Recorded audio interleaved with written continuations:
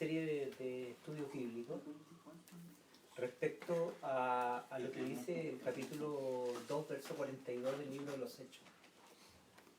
Ahí el Señor dice respecto a la iglesia primitiva, dice Hechos 2:42, y perseveraban en la doctrina de los apóstoles, en la comunión unos con otros, en el partimiento del pan y en las oraciones.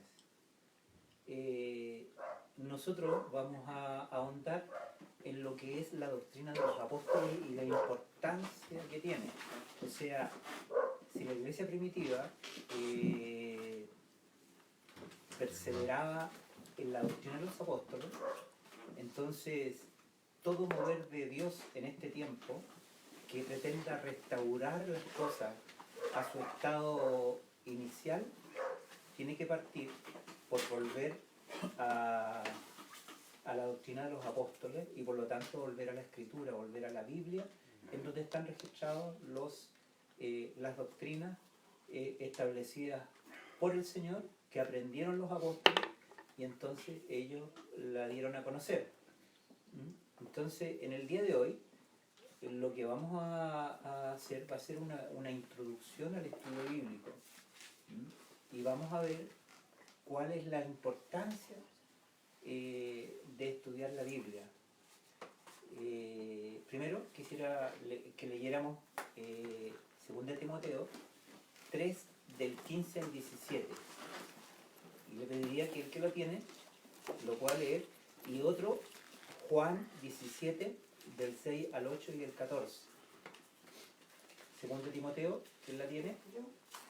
¿Puede leerlos, por favor? Otros que busquen Juan 17, del 6 al 8 y el 14.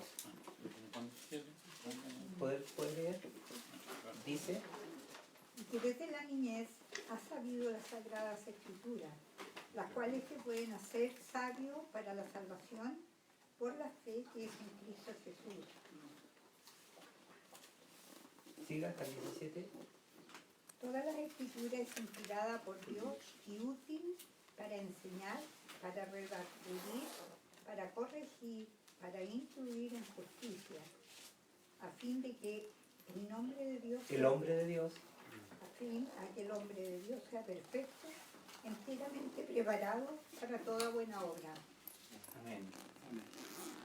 Este versículo dice mucho. Primero dice que la Biblia es inspirada por Dios. Quiere decir que es la palabra de Dios. ¿Por qué es necesario leer, estudiar la Biblia? Porque es la palabra de Dios. Lo segundo que dice es que nos puede hacer sabios en la fe que es en Cristo Jesús. O sea, cuando nosotros pensamos en la palabra sabios, estamos pensando en hacernos sabios bíblicos. Hay personas que son sabias bíblicas, pero que verdaderamente no son sabios respecto a la fe en Cristo. Una persona que escudriña la Escritura tiene que ser con un sentido. La Biblia, cuando se estudia sin tener ese sentido, te hace personas que conocen la Biblia y a veces la conocen mucho, pero que verdaderamente no son sabios en cuanto a la fe en Cristo. Entonces, ¿qué es lo que se aprende de la Escritura? Se aprende la doctrina de los apóstoles, se aprende lo que ellos han dicho. Entonces ahí realmente una persona se hace sabia porque aprende lo que Dios ha dejado y a cómo nosotros confiamos en esa palabra y la guardamos. ¿Quién tiene Juan 17, del 6 al 8 y el versículo 14?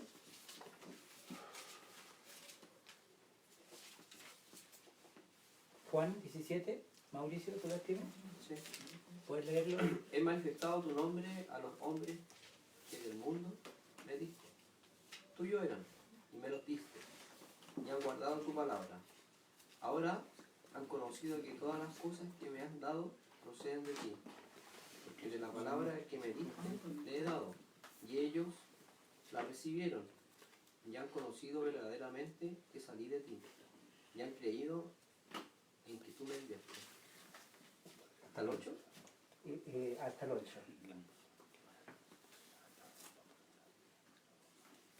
Y luego el 14. Yo les he dado tu palabra y el mundo lo aborreció, porque no son del mundo, como tampoco yo soy del mundo. Amén. Lo que el Señor está manifestando aquí en el capítulo 17 es que Él les dio la palabra. ¿Mm? Y cuando el Señor les dio la palabra, aquí dice, y ellos han guardado tu palabra. O sea, Jesús les dio la palabra, pero Él dice que la palabra no era de Él, sino era del Padre. Y ellos lo han guardado, la palabra. Entonces, si ustedes se dan cuenta que la palabra tiene por objeto que nosotros la aprendamos, que nosotros aprendamos la palabra y la guardemos, y como fruto de esas dos cosas vivamos una vida profunda en Dios. Entonces,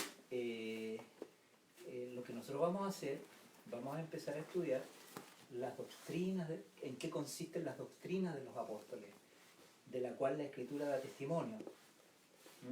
Entonces, cuando nosotros la empecemos a estudiar, nosotros vamos a saber qué es lo que Dios quiere de nosotros. Y sé que muchas de esas palabras ya están en nuestros corazones, pero ahora las vamos a estudiar en forma separada, una por una. Y espero que al final de este estudio, que va a durar algún tiempo, haya frutos de esto, porque ¿saben qué pasa? Que para que haya un ministerio de restauración, que significa no una nueva moda, no un nuevo movimiento, sino que es volver a la iglesia, a lo original. Y para que haya eso,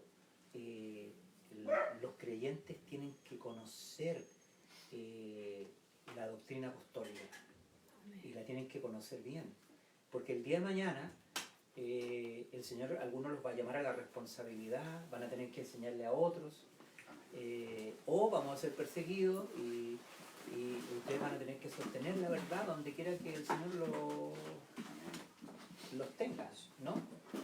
Entonces, quisiera que leyéramos el capítulo 24 del libro de Lucas, desde el versículo 13 al 25. Amén. Y aquí yo lo tengo, le voy a dar lectura, y dice así. Dice, el mismo día, he aquí dos de ellos iban caminando hacia una aldea cuyo nombre era Emaús, que dista 60 estadios de Jerusalén. Y conversaban entre sí de todas estas cosas que habían acontecido. Y sucedió que mientras ellos conversaban y discutían, Jesús mismo se acercó y caminaba con ellos. Pero sus ojos estaban velados para que no lo reconocieran. Les dijo, ¿qué palabras son estas que conversáis entre vosotros mientras camináis? Se detuvieron con rostros sombríos. Y uno de ellos, llamado Cleofás, respondió y le dijo, ¿eres tú el único forastero en Jerusalén que no ha sabido las cosas sucedidas en ella en estos días? Y les dijo, ¿cuáles? Ellos le dijeron, las cosas acerca de Jesús el Nazareno, quien fue un varón profeta, poderoso en obra y palabra delante de Dios y de todo el pueblo. Y cómo los principales sacerdotes y nuestros magistrados entregaron para que fuera condenado a muerte y lo crucificaron. Y nosotros esperábamos que Él era el que iba a libertar a Israel. Pero además de todo esto, ya es el tercer día desde que acontecieron estas cosas. Aunque algunas mujeres de entre nosotros nos asombraron después de ir muy temprano al sepulcro, pues al no hallar su cuerpo, vinieron diciendo que habían visto una visión de ángeles, los cuales dijeron que él vive. Y algunos de los nuestros fueron al sepulcro y hallaron tal como habían dicho las mujeres, pero a él no lo vieron. Entonces les dijo: oh insensatos y tardos de corazón para creer en todo lo que hablaron los profetas. ¿Acaso no era necesario que el Mesías padeciera estas cosas y entrara en su gloria? Y comenzando desde Moisés y siguiendo por todos los profetas, les explicó en todas las escrituras las cosas referentes a él mismo. Y acercándose a la aldea a donde iban, él dio la impresión de ir más lejos, pero ellos lo constriñeron, diciendo: quédate con nosotros, pues está anocheciendo y el día ya declinado. Entró pues a quedarse con ellos.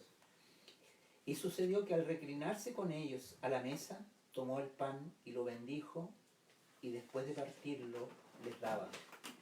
Entonces le fueron abiertos los ojos y lo reconocieron, pero él se les hizo invisible. Y se dijeron el uno al otro: ¿no ardía nuestro corazón cuando nos hablaba en el camino, cuando nos abría las escrituras? Y levantándose en aquella misma hora, regresaron a Jerusalén y hallaron a los 11 reunidos y a los que estaban con ellos, que decían: realmente fue resucitado el Señor y se apareció a Simón. Ellos entonces contaron lo sucedido en el camino y cómo fue reconocido por ellos al partir el pan. Amén. Esta historia está llena de significado. Lo primero era que estas personas tenían que recorrer 60 estadios. 60 estadios hay que multiplicarlo por 180, o sea, para ver la cantidad de metros, 180 era un estadio, 60 son aproximadamente unos 10.000 metros, o sea, 10 kilómetros. ¿En cuánto tiempo uno recorre 10 kilómetros caminando? Una hora. Uno que corre rápido se demora una hora. 4 horas. 3 a 4 horas, más o menos, caminando. Caminando al paso, sin apurarse, 3 a 4 horas. ¿Y por qué digo esto? Porque el Señor dice que les abrió la Escritura. ¿Y empezó de dónde? Miren ahí en el versículo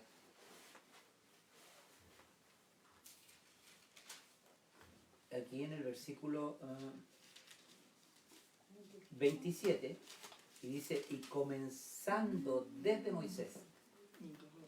Y cuando dice y comenzando desde Moisés, ¿de dónde empezó? Éxodo. Génesis. Del inicio. Claro, porque los primeros 5 libros son los libros de Moisés. O sea, empezó en el primer libro, o sea, en Génesis. O sea, los paseó por la Biblia. Y yo les recuerdo que en ese tiempo no existían los escritos del Nuevo Testamento. O sea, cuando aquí les dice que les abrió las escrituras del Antiguo Testamento. Y empezando desde Moisés. O sea, miren lo que pasó. Génesis, Éxodo, Levítico, Números, Deuteronomio. Ahí estamos en Moisés, los primeros 5 libros de la Biblia. Siguió por Josué, Jueces, Ruth, Job, Salmos, Proverbios, Eclesiastés, Reyes, Samuel, Crónicas. Entonces, hermanos, pasó por 39 libros. Y él les iba mostrando, ¿qué iba mostrando los libros? Dice: y comenzando de Moisés y siguiendo por todos los profetas, les explicó en todas las escrituras las cosas referentes a él mismo. Entonces, ¿a ustedes queda claro algo? ¿De qué hablan las escrituras? De Jesús.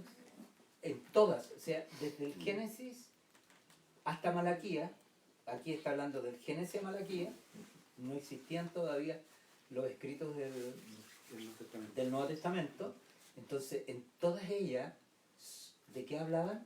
De Jesús. De Cristo. O sea, fíjense, ¿por qué es necesario escudriñar la Escritura? ¿Por qué es necesario el estudio bíblico? Aquí hay un objetivo, o sea, es Cristo. El mismo Señor le fue revelando. Entonces yo pienso 3 a 4 horas. Miren, el Señor se demoró, es una prédica de 3 a 4 horas, donde Él le fue abriendo, porque ¿qué cosa le habrá, hermano, qué cosa le habrá dicho el Señor en esos libros? Está hablando de su persona, quién es Él, la misión que vino a realizar, lo que le tenía que pasar. Tenía que predicar, tenía que morir en una cruz y tenía que resucitar. Y tenía que sentarse a la diestra de Dios en la altura. O sea, todo eso está escrito en todos los libros del Antiguo Testamento. Yo no sé si ustedes se dan cuenta la importancia que tienen los escritos del Nuevo Testamento, perdón, del Antiguo Testamento. ¿De qué hablan? De Cristo. Solamente que en ese tiempo Cristo era un misterio. Y cuando la Biblia habla de misterio, quiere decir que es un misterio que está solamente en Dios y que todavía el hombre no lo conoce. Por eso el Nuevo Testamento le llama el misterio de Cristo. ¿Mm? Entonces el misterio de Cristo está escondido en los escritos del Antiguo Testamento. Y en los escritos del Nuevo Testamento está este misterio revelado a los apóstoles y profetas por el Espíritu Santo. Y cuando en el Nuevo Testamento se revela este misterio de Cristo, entonces con el misterio conocido uno puede leer el Antiguo Testamento y puede ver todas las veces que en los escritos del Antiguo Testamento se habla del Señor Jesucristo. Entonces, cuando nosotros vamos a hablar de la doctrina de los apóstoles, yo quiero decir que la doctrina de los apóstoles no es la doctrina de los apóstoles, es la doctrina de Jesucristo, que Él se la reveló a los apóstoles. Y que esta doctrina está contenida en el Antiguo Testamento como un misterio. Entonces, lo que yo les quiero mostrar en este pequeño estudio es la importancia que tiene estudiar. ¿Por qué estudiar la Biblia? Porque de repente uno encuentra gente que estudia la Biblia, pero no tienen un objetivo al estudiar la Biblia, solamente la del conocimiento. Y la Escritura dice que el conocimiento Envanece. Lo da Dios. envanece. Mire lo que dice, el conocimiento envanece, más el amor. O sea, un estudio bíblico que no tenga amor por Cristo, porque Cristo es el tema central, hermanos, el tema central de la Biblia es Cristo. Por lo tanto, lo que nos tiene que llevar a estudiar la doctrina de los apóstoles es amor al Señor. El querer saber cuál es la voluntad del Señor, es querer saber qué es la cosa que nosotros tenemos que guardar. Y quisiera que nos metiéramos en este minuto un poco en el Antiguo Testamento y vamos a leer el capítulo 4 de Deuteronomio. El libro de Deuteronomio, hermano, es un libro muy especial que nosotros debiéramos leer y lo debiéramos estudiar. Así como todo el Pentateuco, pero miren lo especial del libro de Deuteronomio. El libro de Deuteronomio, y vamos a leer el capítulo 4 del versículo 1 al 14. Y el libro de Deuteronomio es el libro que relata los hechos cuando Moisés plantó el campamento antes del Jordán. Y la orden era atravesar el Jordán. Pero Dios le dijo a Moisés que él no iba a pasar el Jordán, que él iba a morir en esa tierra y que iba a ser otro el que iba a Dios a usar para guiar a Israel a la tierra prometida y para conquistarla. Miren la escena profunda de dramatismo. Moisés se le impide ir, pero Moisés aconseja al pueblo respecto a la tierra prometida.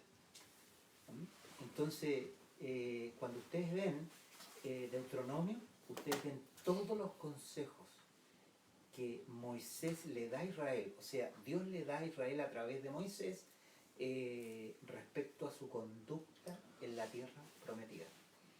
Es un preámbulo a la entrada de la tierra prometida y le dice que hay cosas que ellos tienen que saber y tienen que guardar. Esa es la importancia. Ahora, hermano, esto tiene que ver con la iglesia, porque para nosotros la tierra prometida no es la tierra, sino es el cielo. Porque la iglesia es celestial.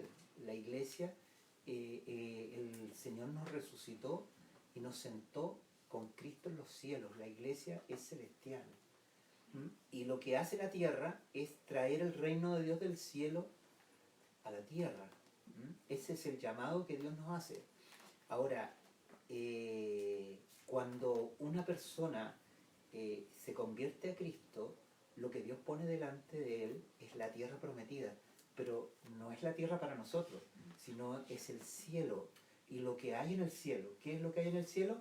Cristo, el reino, el rey, y el creyente llamado a seguir a Cristo, es llamado a conocer al Señor en sus diferentes facetas. La manera de crecer del creyente es conociendo al Señor Jesucristo. Y ahí se produce una encarnizada batalla, en la cual el creyente tiene que vencer. Y ahí es donde Deuteronomio, si ustedes ven la figura, nos muestra cuáles son las cosas en la vida celestial que nos hacen permanecer en Cristo. ¿Les parece interesante? Entonces, miren el estudio bíblico, es interesante porque nos muestra qué cosas son importantes para nosotros permanecer en Cristo y seguir avanzando en cuanto a la fe en el Hijo de Dios. Entonces leemos Deuteronomio, el capítulo 4, verso verso 1 al 14. Dice así: Ahora pues, oye Israel los estatutos y decretos que os enseño, a fin de observarlos, para que viváis y entréis a tomar posesión en la tierra que Yahvé, el Dios de vuestros padres, os da. Nada añadiréis a la palabra que yo os mando, ni de ella quitaréis, para que guardéis los mandamientos de Yahvé, vuestro Dios, que yo os ordeno. Vuestros mismos ojos vieron lo que Yahvé hizo en lo tocante a Baal Peor. Como Yahvé, tu Dios, destruyó ante ti a todo hombre que había ido tras el Baal de Peor. En cambio vosotros, que os aferrasteis a Yahvé vuestro Dios, estáis hoy todos vivos. Mirad, os he enseñado estatutos y decretos, conforme me enseñó Yahvé mi Dios, para que hagáis así en medio de la tierra donde vais a entrar para poseerla. Observadlos y practicadlos, pues constituye vuestra sabiduría y vuestro entendimiento a la vista de las naciones, las cuales tendrán noticia de todos estos estatutos y dirán: en verdad esta gran nación es un pueblo sabio y entendido.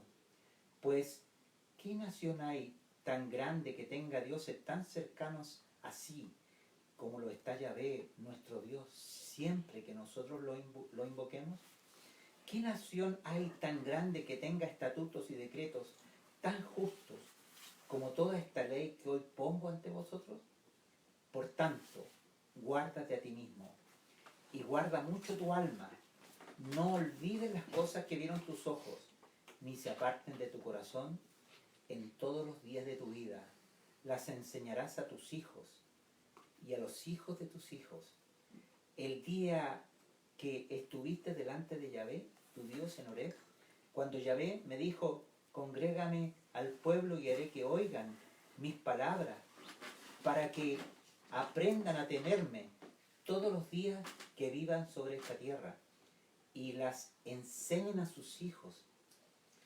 Os acercasteis y permanecisteis al pie del monte, mientras el monte ardía en fuego, hasta el centro de los cielos, en medio de oscuridad, nubes y densas tinieblas. Y Yahvé os habló de en medio del fuego, y vosotros oíais sonido de palabra, pero no percibíais figura alguna, sino una voz. Y él mismo os anunció su pacto, el cual os mandó observar los 10 mandamientos, que escribió sobre 2 tablas de piedra. En aquel tiempo Yahvé me mandó enseñaros estatutos y decretos, para que los pusieseis por obra en la tierra a donde vais a pasar para heredarla. Fíjense que aquí hay 2 cosas que llaman la atención. La primera es la responsabilidad que tuvo Moisés para enseñar la ley.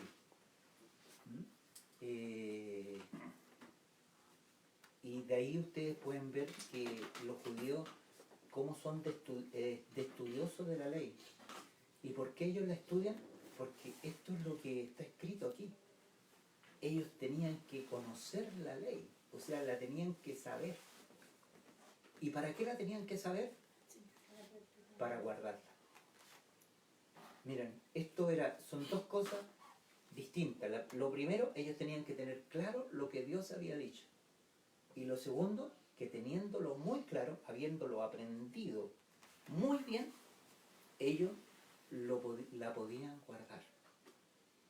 Entonces, yo los quiero poner en la misma situación en relación al Señor Jesucristo. El Señor Jesús termina su obra. Y mira cómo la termina. Él dice, he acabado la obra que me diste que hiciera. Ahí en el capítulo 17 de San Juan. Y anteriormente dice, y les he dado tu palabra, y ellos han guardado tu palabra. Mira cómo se repiten las mismas cosas. O sea, en la Biblia Moisés es figura de Jesucristo. De hecho, en una parte de los libros de Moisés, Dios le habla a Israel y le dice, en el futuro voy a levantar a un profeta como a Moisés. El que no escuchara al profeta será desarraigado del pueblo. Y esa profecía se refiere a Jesús. Y Moisés es una figura de Jesucristo. Fíjense, Jesús ha cumplido su labor. Jesús de Nazaret cumplió su labor. He acabado la obra. Aunque todavía no había muerto. Pero él, en cuanto a la fe, ya estaba consumado. Y ellos les había dado la palabra a los apóstoles. Y ellos le dice, les he enseñado tu palabra. Y ellos la han guardado. ¿A qué se refería? Que la han creído. ¿Se fijan? Pero los apóstoles la supieron. Y cuando la Escritura dice la doctrina de los apóstoles, la verdad que no era la doctrina de los apóstoles, sino era la doctrina que ellos habían aprendido de Jesucristo. La verdad es que es la doctrina de Moisés, en el sentido figurado, que es la doctrina de Jesucristo, que él se las enseñó a los apóstoles. Entonces ellos son los que tenían que enseñar la doctrina. Entonces miren, aquí hay 2 cosas que son interesantes. El Señor hace tanto hincapié en que Israel sepa la ley, la conozca, se instruya. ¿Se fijan? El aspecto del pacto que Dios ha hecho con nosotros dice esto: escribiré mi ley en su mente. Y luego dice, y en su corazón. Cuando habla de en su mente, lo que está diciendo que el Evangelio tiene un aspecto de doctrina que nosotros tenemos que conocer, que nosotros tenemos que saber. Por ejemplo, cuando el primer discurso que el apóstol Pedro hace en el capítulo 2 del libro de los Hechos, habla de 4 cosas, que son las que se repiten en el Nuevo Testamento y es la base de la doctrina de los apóstoles. ¿Cuáles son estas 4 cosas? Jesús vivió una vida perfecta. Segundo, Jesús murió crucificado. Tercero, Jesús resucitó de los muertos. Y cuarto, se sentó a la diestra del poder en las alturas. Toda la doctrina de los apóstoles está basada en estas 4 cosas que yo les acabo de mencionar. ¿Mm? Y cada una tiene un profundo significado, ¿no? Tiene un profundo significado. Y lo que yo quiero decir es que nosotros tenemos que conocerlas. Cada uno de sus aspectos de la doctrina de los apóstoles, nosotros tenemos que saberla. ¿Y para qué la tenemos que saber? Para guardarla. Para vivirla.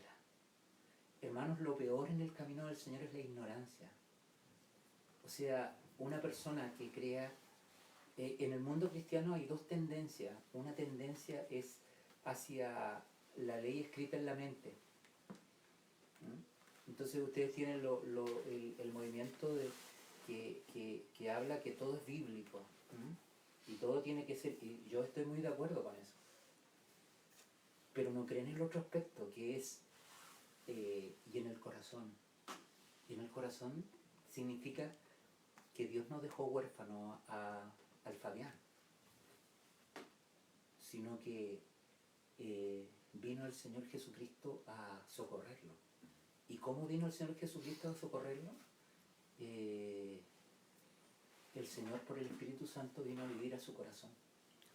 ¿Me entiende? Es el Señor el que vive en él. Entonces, si yo miro solamente mi fuerza, hermanos, sé que yo no puedo, pero Dios ha puesto una vida dentro de mi corazón. O sea, ha puesto la palabra escrita en la mente, pero que se manifiesta y que se hace potencia por el Espíritu que Él nos ha dado. ¿Mm? Entonces, si nosotros somos del lado del Espíritu, dicen, no, yo me acuerdo que por mucho tiempo el mundo carismático, una parte del mundo carismático decía que estaba en contra hasta del estudio bíblico. ¿Mm? Todo es espíritu, todo es espiritual, y el que se atrevía a estudiar era mal mirado, era discriminado, ¿no? Digan el otro aspecto de lo carismático. Entonces, no, hermanos, la ley de Dios es en la mente y en el corazón. En lo que se respecta a la mente, nosotros tenemos que saber la doctrina de los apóstoles. ¿Y dónde está esa doctrina de los apóstoles? En las Escrituras. ¿Mm? Entonces, ¿dónde tenemos que encontrarla?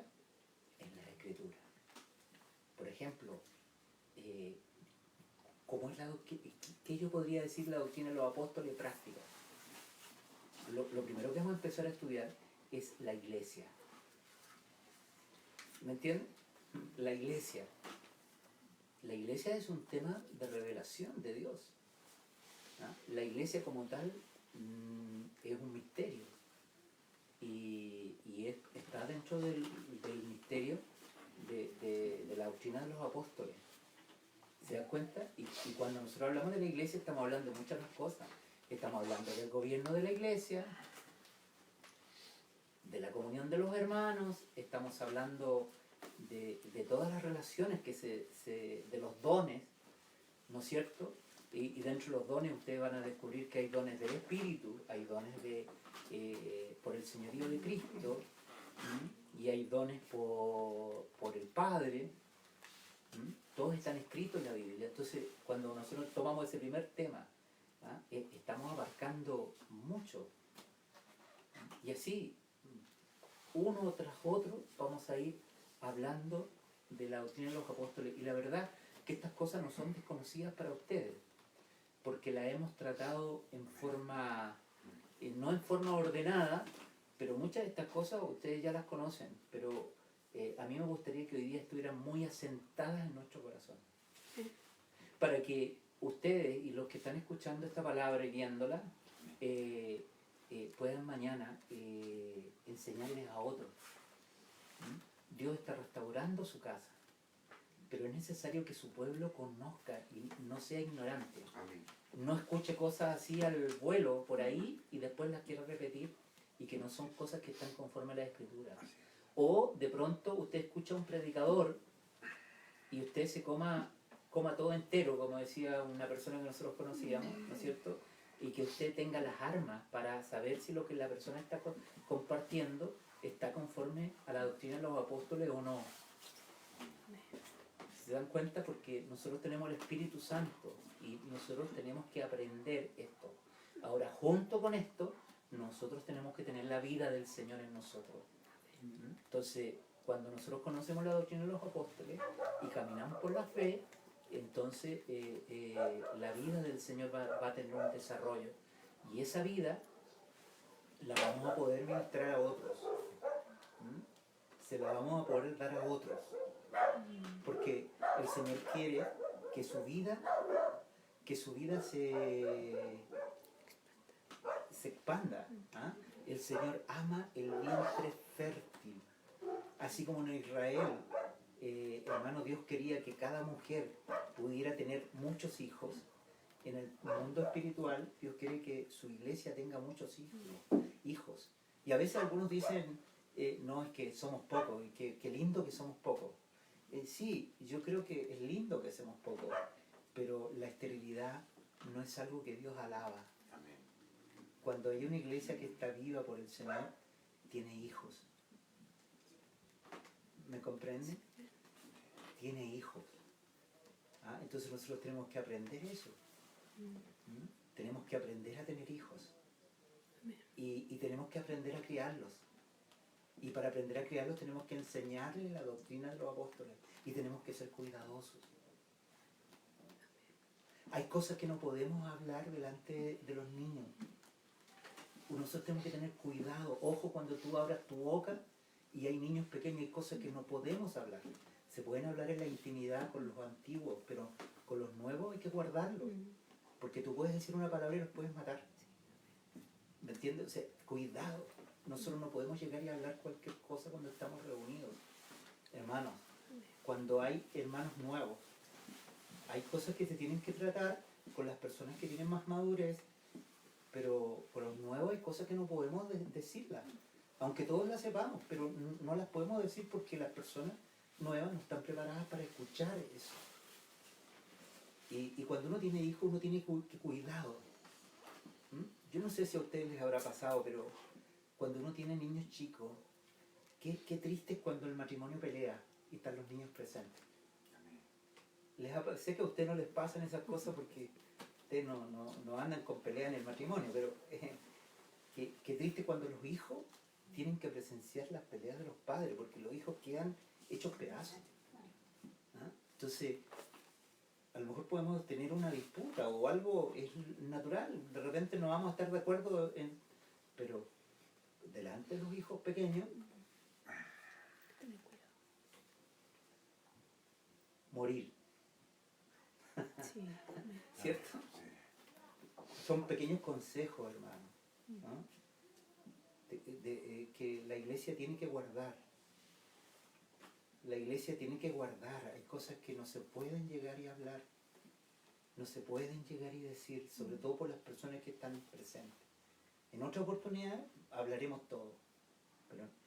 Pero eso Dios ama, hermano, y de la misma manera que si nosotros matamos a unos pequeños a causa de nuestra imprudencia o nuestra torpeza, el Señor no nos va a tener por inocentes. ¿Cierto? Sí. Ya el Señor nos va instruyendo. Mire, esta es instrucción. Hermano, instrucción. Y sobre todo, hermanos, qué importante que nosotros conozcamos la doctrina de los apóstoles, porque ustedes van a poder sostener la obra de Dios. Cuando hay una iglesia local aquí en Renca, por ejemplo, nosotros vamos a saber para dónde va, cuáles son los fundamentos, cómo la iglesia es edificada, cómo la iglesia continúa, cuáles son las autoridades de la iglesia, cómo se nombran las autoridades de la iglesia, cómo es el culto, qué sucede en el culto.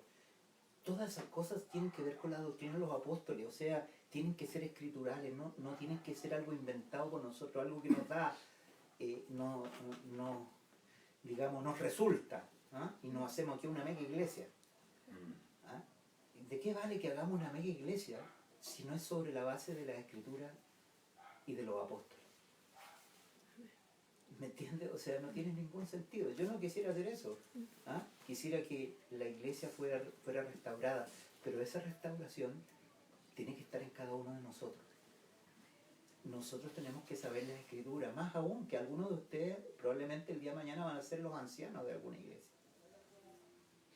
Amén. Cuando los hermanos crecen, pueden tomar responsabilidad. Y es lo que Dios desea. ¿Mm? Que un hermano tome responsabilidad y el día de mañana pueda enseñar a otro y pueda ser el anciano de la iglesia, o parte de los ancianos de la iglesia. ¿Mm? Eso es lo que Dios quiere, que su palabra crezca y tener muchos hijos que sean conforme a su hijo. Entonces, mire, yo quiero comparar esto que leímos en Deuteronomio con el capítulo 28, versículos 19-20 del libro de Mateo. Mire lo que dice en Mateo.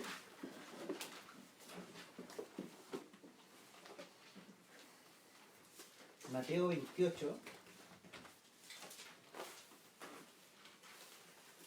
versículo... Voy a empezar desde el versículo 18.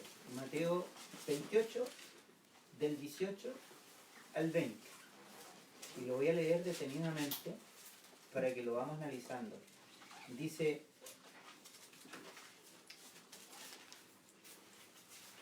entonces Jesús se acercó y les habló diciendo: toda potestad me ha sido dada en el cielo y en la tierra.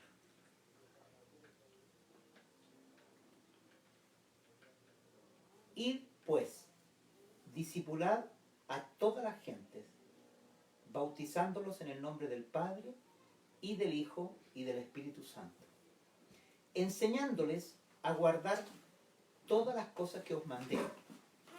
Y he aquí yo estoy con vosotros todos los días hasta el fin de los siglos. Fíjense que en estas palabras se esconden misterios preciosos.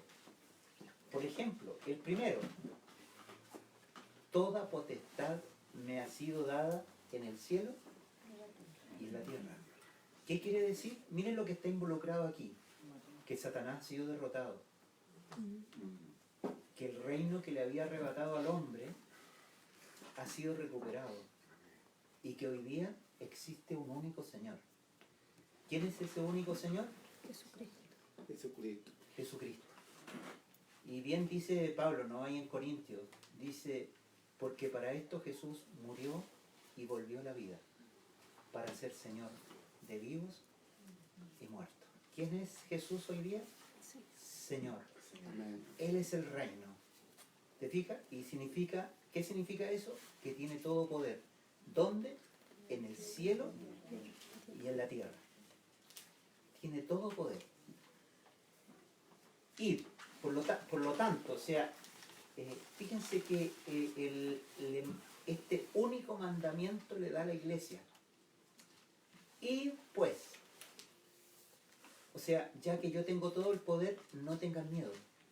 O sea, ya el diablo no tiene el poder. O sea, el diablo ya no está en sus manos el reino. Entonces dice, confiado, id, predicad el Evangelio. Amén. Hermanos, si nosotros supiéramos esta palabra, tendríamos otra actitud hacia el evangelismo. Persistiríamos en el evangelismo, oraríamos por las personas. Que Dios nos tuviera, porque la potestad la tiene el Señor. Y pues discipulad a todas las gentes, o sea, a todas las naciones. Y dice, bautizándolas en el nombre del Padre y del Hijo y del Espíritu Santo.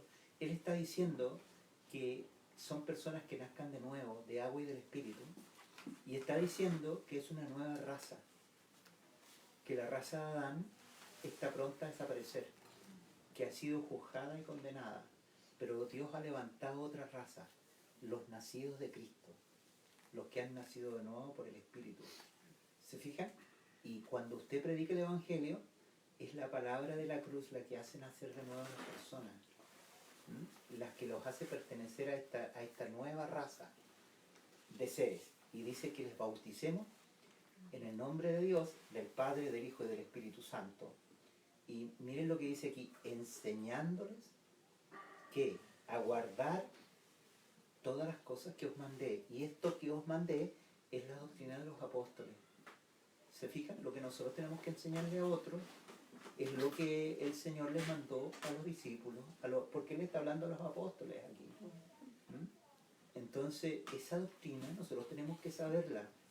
No la tiene que saber el hermano que está acá, o el que tiene algún ministerio de la palabra.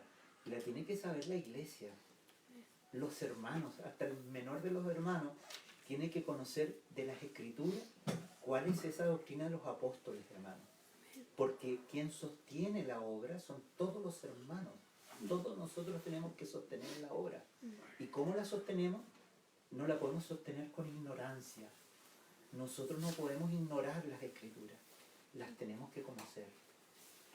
Entonces vamos a hacer un esfuerzo en este tiempo de ir una por una hablando acerca de la doctrina de los apóstoles. Y yo vuelvo a repetir, muchas veces lo hemos hecho, pero no lo hemos hecho en forma ordenada, ¿no?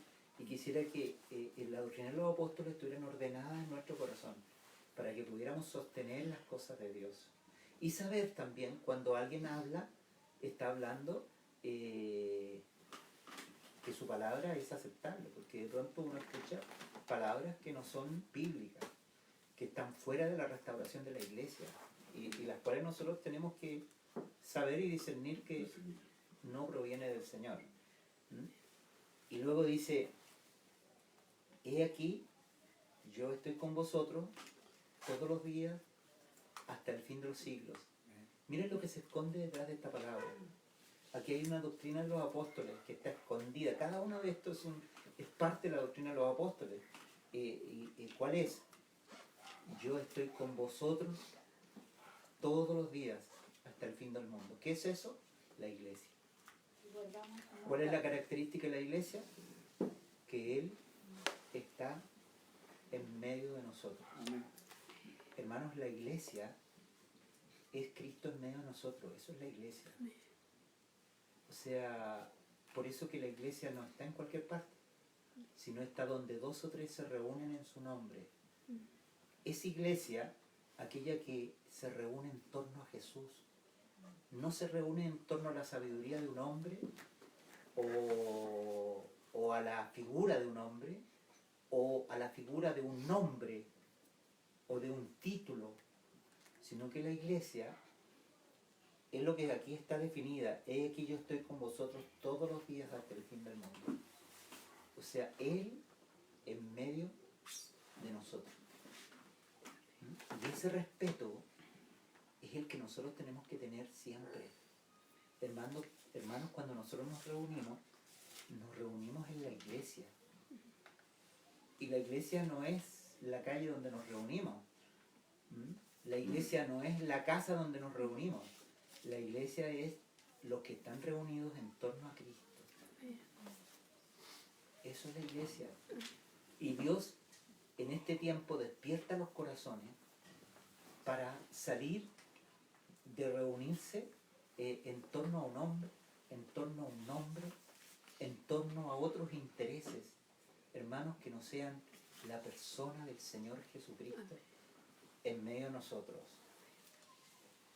Amén. Sigamos adelante.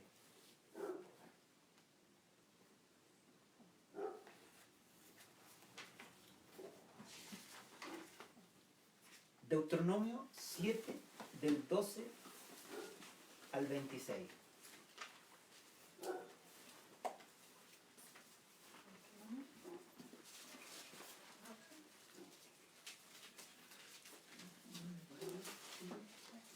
Sigamos leyendo Deuteronomio. Hermanos, Deuteronomio es un libro precioso.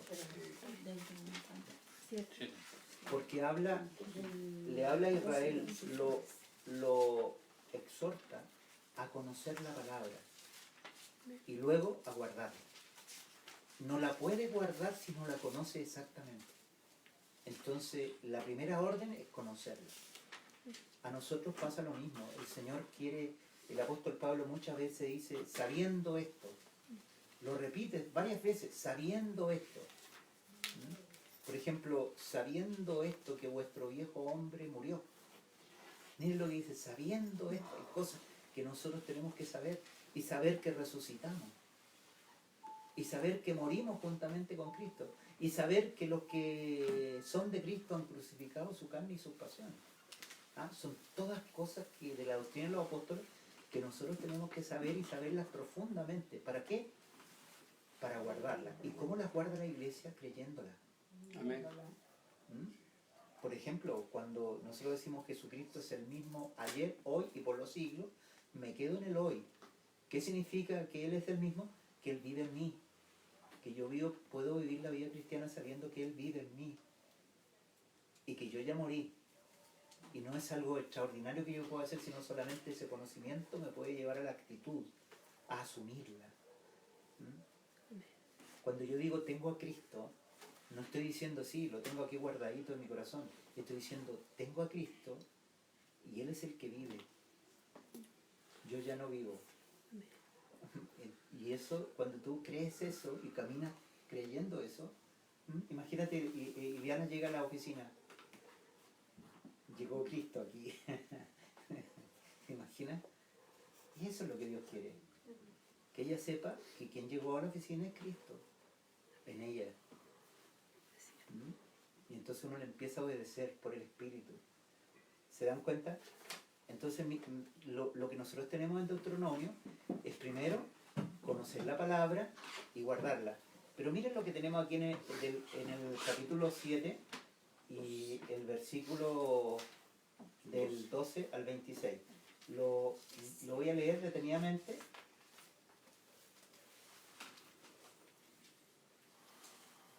Dice, porque sucederá que por haber oído estos decretos y haberlos guardado y puesto por obra, miren, o sea, cuando Él dice, cuando ustedes lo hayan oído, conocido y creído, entonces ustedes van a tener lo siguiente: tu Dios guardará contigo el pacto y la misericordia que juró a tus padres, que juró a los apóstoles. Y te amará, te bendecirá y te multiplicará. Miren las promesas que Dios nos hace, hermano, por guardar, por conocer y guardar su palabra. Bendecirá también el fruto de tu vientre y el fruto de tu tierra, tu grano, tu mosto, tu aceite, la cría de tus vacadas y el incremento de tus rebaños en la tierra que Él juró a tus padres que había de darte. Bendito serás más que todos los pueblos. No habrá estéril ni impotente entre los tuyos, ni en tu ganado. Miren, no habrá impotente. Miren lo que dice, no habrá impotente ni estéril. A ver, ¿quién me traduce esa palabra? No habrá impotente ni estéril. Que no quede confuso cuando se predica la palabra. A ver, impotente y estéril. Seco. Hermanos, cuando habla impotente se está refiriendo al hombre. Sí. Estéril mujer. Y estéril mujer. Sí. O sea, va a ser grande. Las dos cosas, hermanos. Está refiriéndose a toda la energía para procrear, pero para procrear vida espiritual. Amén. ¿Se fijan? Pero ¿cuál es el secreto? El secreto es conocer y guardar la palabra. Y sigue. Y Yahvé desviará de ti toda enfermedad. No dice alguna enfermedad, sino que y Yahvé desviará de ti toda enfermedad. Jamás te enviará aquellas epidemias malignas como las de Egipto. Padre tu Dios santo, pueblo santo, respecto a la gran tribulación. Dice, jamás te enviaré aquellas epidemias malignas como las de Egipto. que eran preámbulos de la gran tribulación, figura, que tú conoces, sino que las cargarás sobre los que te aborrecen. Eso pasará en la gran tribulación. Pero ¿qué pasará con la iglesia? Ninguna de las plagas caerá sobre la iglesia. Amén. Aniquila a todos los pueblos que Yahvé tu Dios te entregue. No tengas compasión de ellos, ni rindas culto a sus dioses, porque serán un lazo para ti. Hermano, aquí nos está hablando de nuestra batalla contra el enemigo. No podemos permitir a los espíritus del enemigo que nos saquen de Cristo, que nos seduzcan con cosas materiales o nos seduzcan con otro tipo de atracciones. Porque los que son de Cristo han crucificado su carne con sus pasiones. Amén. Si dijeres en tu corazón, estas naciones son más numerosas que yo, ¿cómo las podré expulsar? No las temas. Recuerda bien lo que Yahvé tu Dios hizo a Faraón y a todo Egipto. Como dice el profeta Zacarías, no con ejército ni con espada, mas con tu Santo Espíritu. Porque nuestras armas no son carnales, sino poderosas en Dios para la destrucción de fortalezas. Hermano, que esto nunca se nos olvide. Nuestras armas no son carnales. Si el vecino de al lado, del fondo, nos intenta quemar la casa, por ningún motivo tú lo quieras agredir. Ni siquiera es la intención de tu corazón, sino que bendícelo. Porque esa arma es mucho más potente que la otra. Nuestras armas no son carnales, sino poderosas en Dios para la destrucción de fortalezas. Porque la fortaleza no es ese hombre, sino el que está detrás de ese hombre. ¿Quién es el que está detrás de ese hombre? Diablo. El enemigo de nuestras almas, hermano. Y más bien Dios ama a ese hombre.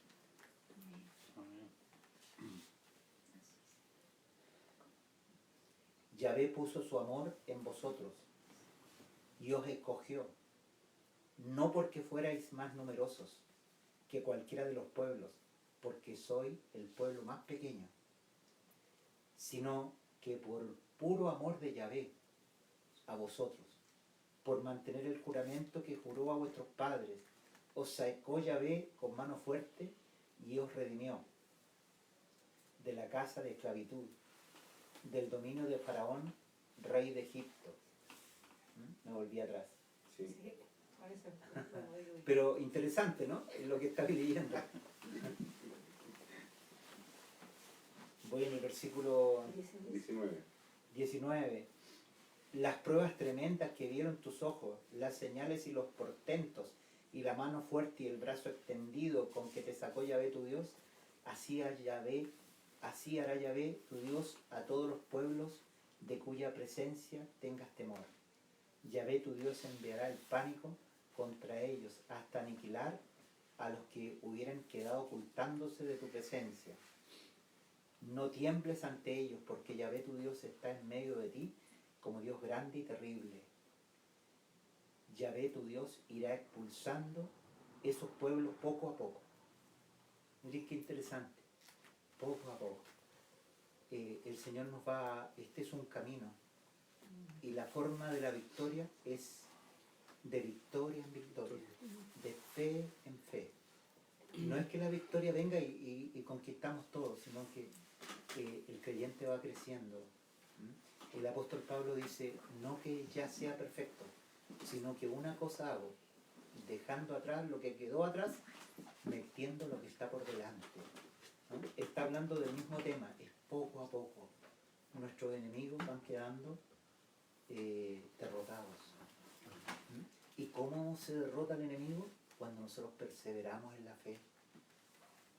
Cuando seguimos a pesar de que somos calumniados, a pesar de que somos perseguidos, a pesar de Burlados, que... muchas veces. o burlados, ¿no es cierto? A pesar de eso, el creyente sigue teniendo sus ojos puestos en Cristo. Amén. no podrás acabar con ellos enseguida.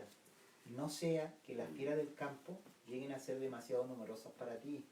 Hermanos, el Señor no quería que de un viaje tomaran todo el territorio, porque el territorio había bestias salvajes. Entonces los cananeos quedaron ahí para guardar el territorio y poco a poco ellos fueron avanzando hasta que pudieron tomar control de todo.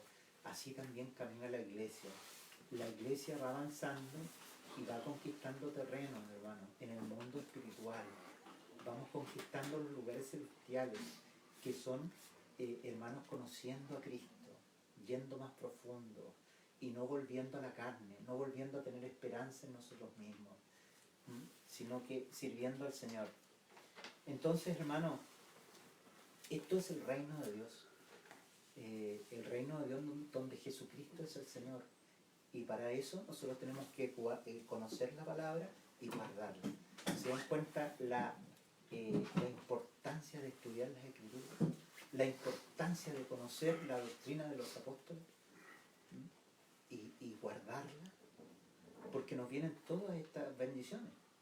O sea, conquistaremos la tierra, o sea, nos iremos pareciendo a Cristo, tendremos muchos hijos espiritualmente y Dios nos multiplicará de todo. Como dice la palabra, buscad el reino de Dios y su justicia y todas las demás cosas serán añadidas. Entonces, hermano, el estudio bíblico tiene como propósito conocer la voluntad de Dios, o sea, conocer la doctrina de los apóstoles y llevarla adelante. Y fruto de estas dos cosas, vivir una vida profunda en Dios. Entonces, eso es lo que haremos para adelante. Hoy día yo quería solamente hacer una introducción para que ustedes se den cuenta qué es lo que vamos a seguir haciendo y por qué nosotros tenemos que amar las Escrituras y por qué nosotros tenemos que leer la Biblia. La Biblia tiene un sentido. Cuando nosotros leemos la Biblia sin un sentido y solamente por ejemplo, yo muchas veces en el pasado traté de leer Deuteronomio y así muchos otros libros de la Biblia y me podía obligar a leerlo y los podía leer, pero era mucha lata, ¿no? Hasta que pude comprender, hermanos, el profundo significado que tiene en cuanto al reino de Dios. Cómo el libro de Deuteronomio es el consejo para vivir en la tierra prometida, para vivir en Cristo. Entonces, cuando uno tiene sentido en el estudio, uno persevera en el estudio. Cada libro tiene un sentido. Por ejemplo, si yo estudio el libro de Malaquías, ¿saben cuál es lo que más resalta en el libro de Malaquías? Es esa palabra que dice, ustedes me han robado. Por ejemplo, y se refiere al último tiempo, y se refiere cómo el creyente, los judíos que estaban esperando la venida del Mesías, porque antes que viniera Cristo los judíos estaban esperando la venida del Mesías, ¿no? Y cómo era el estado de su corazón antes que viniera el Señor. Malaquías describe el corazón de Israel antes de que venga el Mesías y luego cuando vino, por eso que no lo recibieron, porque el estado de su corazón era incrédulo. No había guardado la palabra, no había guardado su palabra y su corazón se había torcido. ¿En qué nos has amado?, pregunta el libro de Malaquías. ¿En qué te hemos defraudado? ¿Por qué le dice ustedes me defraudaron? ¿En qué te hemos defraudado? ¿Me entiende? O sea, la incredulidad antes que cualquier otra cosa. Y así fue como no recibieron al Hijo de Dios. Entonces cada libro de la Biblia, hermano, tiene como propósito Cristo. Y cuando nosotros ponemos ese propósito, es un deleite estudiar las Escrituras. Y cuando tú empiezas a estudiar la Escritura teniendo a Cristo como el fin de todo estudio bíblico, a ti te parece que no sabes nada. En cambio, cuando tú tomas la Biblia como un estudio, te parece que lo sabes todo y miras a los demás por debajo. Yo que sé tanto de la Biblia. Un estudio bíblico tiene como objeto conocer a Cristo y su voluntad. Así que esta palabra es para animar a mis hermanos a abrir la Biblia. Estas mismas palabras que hoy día hablamos, que ustedes las relean, las consideren. Y nos preparemos para el próximo estudio, que será, si Dios quiere, el próximo martes, donde retomaremos el siguiente tema, pero ya vamos a estar introducidos en lo que es la doctrina de los apóstoles. Amén.